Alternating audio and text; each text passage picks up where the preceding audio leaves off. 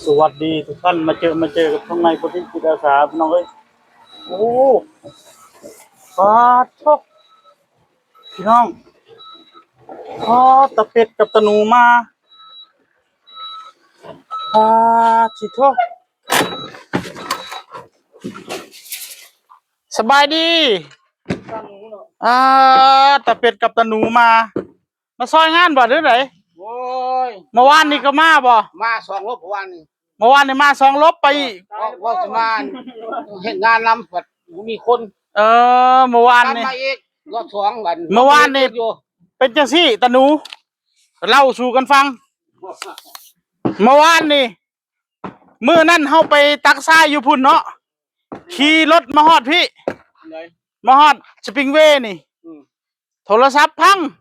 วายมันเป็นยังจะพังอ่ะนะอยู่ๆก็ดับเลยกำลังถ่ายคลิปว่าสิยู่รถขึ้นสปริงเวย์พังเลย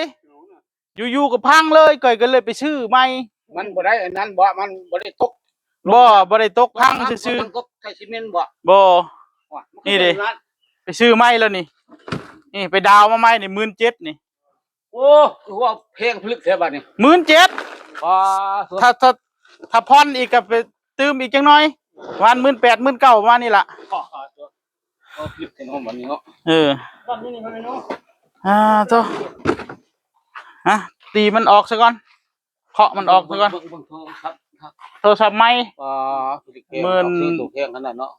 17,000สดอันนั้นบ่อันยังเขาว่ายี่ห้อดีๆแม่นซุ่มๆนะVivo ยังเขาว่านี่ละSamsung นี่ละเล่นได้เบิดคุยย่างเขาว่าเล่นได้หมดใส่บ่ได้แต่ซักผ้ากับหุงข้าวแม่น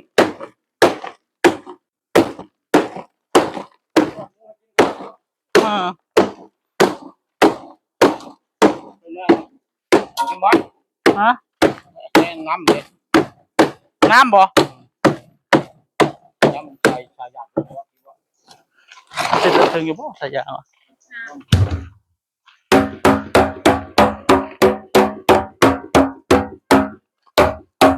มาถึงก็ตกใจพี่น้องเอ้ยทีมงานมาฮะตาไทยหน้าชีกำลังเดินทางโอ้มาแต่เมื่อวานนี่แล้วเอาเงินให้เพิ่นแล้วบอกเท่าไหร่นะใคร100เอาแล้วบอกพอดีว่ายางรถตาไทยมันเสียพี่น้องเอ้ยตาไทยก็บ่มีเงินก็เลยเปลี่ยนให้เพิ่นเลย120เดี๋ยวเอาเงินให้120 บาทครับค่าเปลี่ยนยางให้ตาเป็ดเพิ่นเป็นไปหาซื้อยางมาเปลี่ยนให้พี่น้องเอ้ยเอาน้ำมันใส่เฮ้ยมันสิไปลั่นอยู่พุ่นบ่มันไปจะได้ตะหนูไปมองนั่นบ่สิลั่นอยู่นั่นบ่นี่ทรายมันอยู่นี่เด้เฮ็ดจังได๋เฮาหาบน้ำไปทางพุ่นน่ะหรือจังได๋หรือเอาตกลงกันชุกเอาน้ำแต่พุ่นมาใช่พี่มันละจังซี่ตะหนูเอาจังซี่เอาถังนี่เอากระบะปูนนี่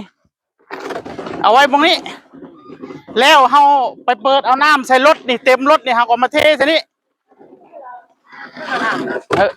มันแห้งอยู่เปิดเข้าเดียวจวกเต็มนี่เลยอันนั้นก็เอาไว้ผสมก็ได้ไปเอาล้อนี่ไปตะหนูเอาล้อไปเข็นเอาน้ำอยู่พุ่นบ่ต้องแล้วแซนเพิ่นเอาลากสายยางมาแล้วถึงเพิ่นลากสายยางมาแล้ว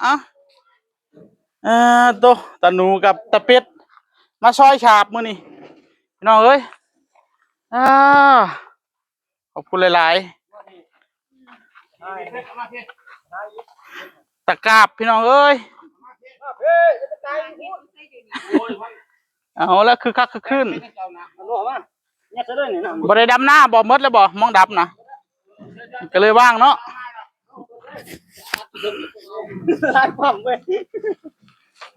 เถอะฉาบได้มื้อนี้พี่น้องก็มีสองคนนะครับส่วนตะไทยน่าจีกำลังมาพี่น้องเอ้ย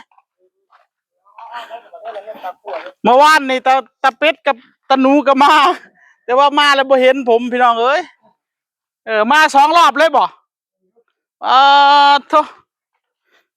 ใช่นี่โคดอกเอาเนาะ สายบ่พอเล่นไปเอาอีกบ่ว่าซ้ำนี่มันสิใส่ทรายหลายปานนั้นพุ่นบ่ตาหนูโธ่ตาหนูตาหนูทรายซ้ำนี่ยังบ่พออีก รอบกูได้รอบกู เอ้ยสิใส่หลายแท้ละบัดนี้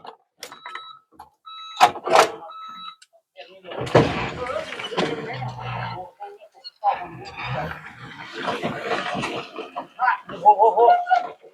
พวกเลยมันพลาดนี่เด็กก็ต้องมันรู้นะ จังได๋ รู้แล้วนี่ว่าตัวเก่าป่ะนะได้ป่ะตอนนี้ให้ มันมีนี่ตัวใหม่นี่ตัวที่บ่ทันได้ใช้งานนี่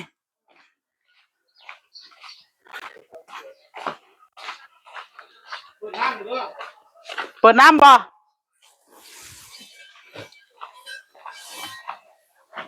ขอเปิดน้ำก่อนจับสายเด้อ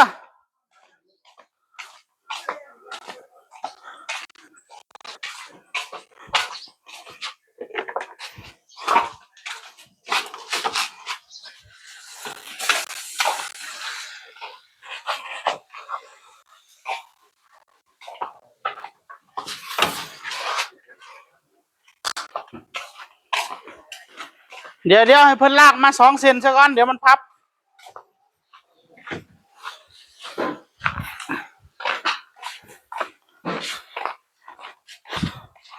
ชายเปียกไปเอาทรายว่าแต่หน่อยๆไหมกองท่วมเฮือนเลยไหมเอาคือเอาไว้ไกลแท้คือบ่ไว้ใกล้ๆนี่มองร่อนชายสิร่อนใช่นี่บ่ ร่อนชนี้จะทำตักมาชนี้ บ่เอาคือบ่เอาใกล้ๆนี่ส้นเส้นรถนี่มองเฮาสิฉาบนี่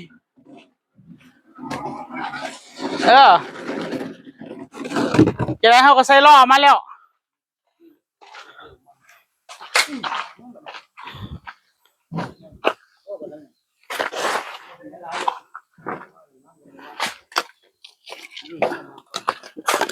น้ำกำลังมาใจเย็นๆ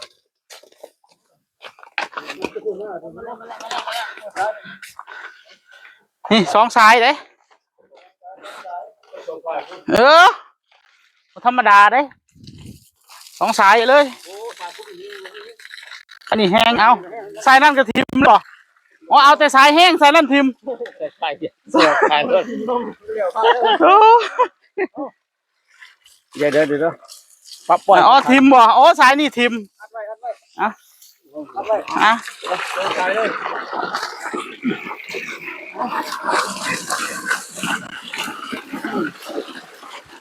เวลาจะกินเนาะนี่แหละใช่บัตรร้อนปั๊บ พักอยู่บ่แบบนี้นี่นะที่จะไปใส่กองเก่าอีก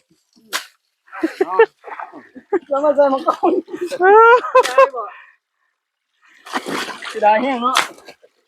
เนี่ยด่าเลยเนาะยังบ่มาเงียบบ่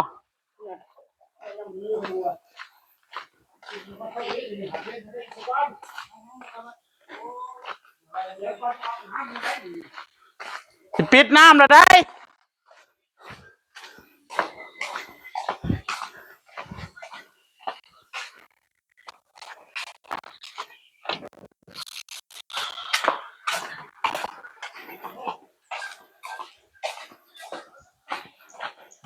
ทีมงาน95มาช่วยงานนะทุกท่านมาโดยไม่ได้นัดหมายมาโดยใจขอบคุณหลายๆ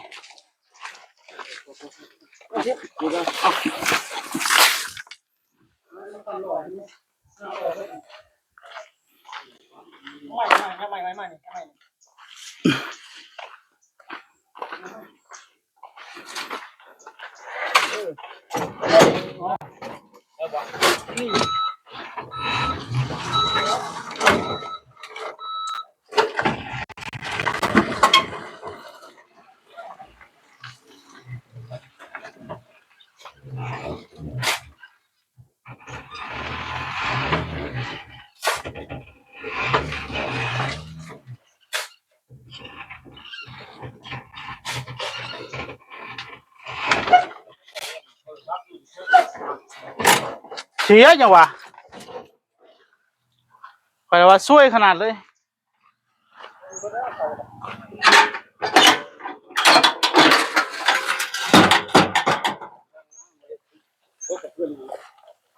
บริตกบริยังเสียไปซื่อๆนี่นะน้องเอ้ยทีมงาน95มาซอยมาแต่เมื่อวานแล้วแต่บ่เห็นเมื่อวานเห็นเพิ่นบอกอยู่ว่ามา2 รอบพุ่นน่ะวะไปทางใดวะทุเมื่อก่อนไปเอาทรายนั่นกะพากันไปเอาฮอดมองพุ่นแล้วข้าศึกโจมตีเนาะตะไทยได้ไปหามองยันลง กลับมากันทีมงาน95แน่นอนอีหลีพี่น้องเอ้ย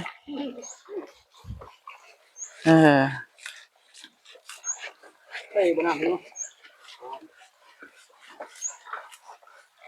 ะพอละเดี๋ยวปะเลยปะเลยตัวต้องปะนะจบเลยนะวันนี้พอเบิดแล้วพอไอ้เนี่ยโอ้ยสิได้ไปเอาทรายอีกบ่เดี๋ยวนี้จะเบาหนูด้วย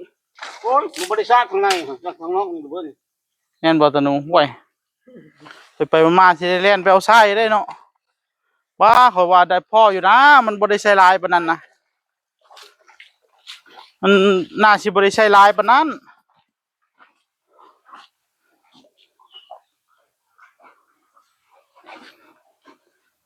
กินกาแฟเอ็มร้อยแล้วบ่แล้วกาแฟตะหนูได้กินแล้วบ่กาแฟแล้วเอ็มร้อยอยากกินดิบ่หรือว่ายันมันตีกันกินเนาะ